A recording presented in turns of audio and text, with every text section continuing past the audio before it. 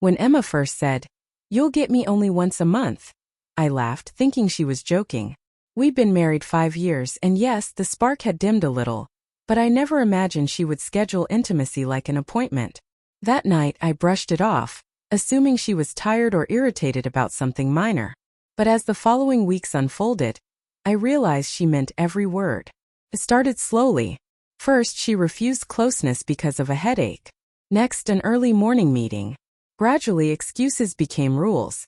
Our home, once alive with laughter, late-night conversations, and lazy Sunday mornings, transformed into a quiet gallery of memories. Emma moved through it like a guest who'd overstayed her welcome. I couldn't stop wondering when she had stopped seeing me the way she once did. I tried to fix things. I arranged dates, cooked her favorite meals, even planned a weekend getaway to the cabin we loved. She spent most of the trip scrolling through her phone, posting sunsets and wine glasses, pretending everything was perfect. But that night, when I reached for her, she turned and whispered, "You know the deal. Once a month, remember?" Something inside me cracked that night. Not loudly, not angrily, but with the quiet, sinking weight of realization. I wasn't her partner anymore.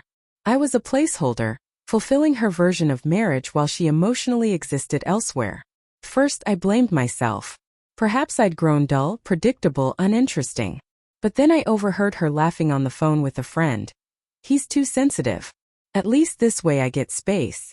I understood then it wasn't about space. It was about control.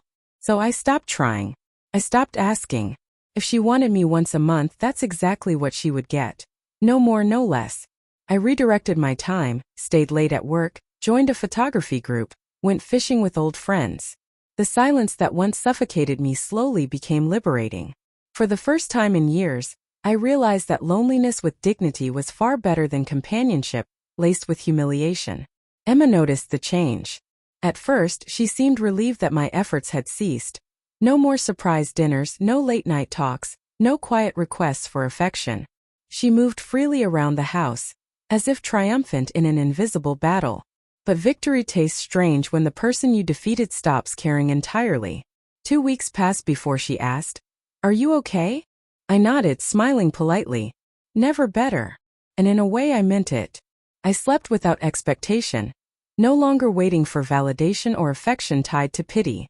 The ache of rejection had softened, steady and manageable, like an old scar that reminded me of the pain without reopening it. Emma began noticing little changes. My early departures for work, my late returns, my absence of daily messages. Where once I had chased her attention, now she seemed to wait for mine. When we shared evenings, the silence between us was deafening. Once she commented, "You're always busy now." I replied gently, "I thought you wanted space." The irony hit her, though pride kept her from apologizing. She changed the subject and poured herself another glass of wine. By the 3rd month, even our monthly encounter stretched thinner. One evening, I packed a small bag, telling her I'd spend the weekend at the lake with friends. She barely reacted. "Okay, have fun," she murmured. That night, I posted a photo around the campfire. She liked it within minutes. A hollow gesture that said more than words ever could. Returning home, she attempted warmth, cooking my favorite meal. Rosemary and garlic filled the air, nostalgic and painful. We ate quietly until she said, "You didn't call." I looked at her and said softly, "You never used to notice." Her eyes flickered with guilt and regret, but she said nothing. Watching her wrestle with emotions she once ignored in me felt almost surreal. For years I had reached out, trying to hold together what she let slip. Now she tasted her own medicine, slipping into the solitude she imposed. By the 6th month, our marriage looked perfect externally. 2 professionals sharing a home, attending family dinners, smiling for photos. But behind closed doors, we were strangers orbiting each other's silence. She still made attempts, asking about my day, complimenting my shirts, suggesting movie nights. But her gestures felt mechanical, rehearsed too late to reach me. One Friday I came home, dropped my bag by the door and said, "I'll be gone a few days on a business trip." Not a lie, but not the whole truth. I retreated to a friend's cabin by the lake, the same one where I'd celebrated our first anniversary. Mornings on the dock with my camera, golden light over the still water, peace unlinked from anyone else's approval. When I returned, Emma was at the door, eyes red, mascara smudged. You could have told me, she said softly. Told you what? I asked. That you were leaving me behind, she pressed. I shrugged. You said once a month was enough. I thought I'd make it fair. Her composure broke. She followed me into the kitchen, words tumbling out. I didn't mean it like that. I was frustrated. I thought you'd fight for me.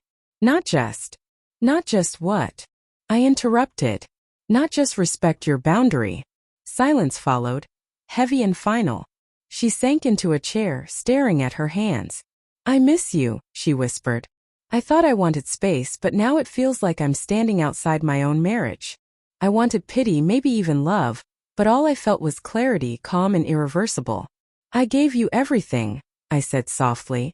Patience, effort, understanding. You turned it into a schedule. So I adapted. You taught me how to live without you, Emma. And I learned. Tears traced her cheeks. Can't we start over? I smiled faintly. We already did. I started over. You just weren't there to see it. That night I packed my things, not in anger but in acceptance.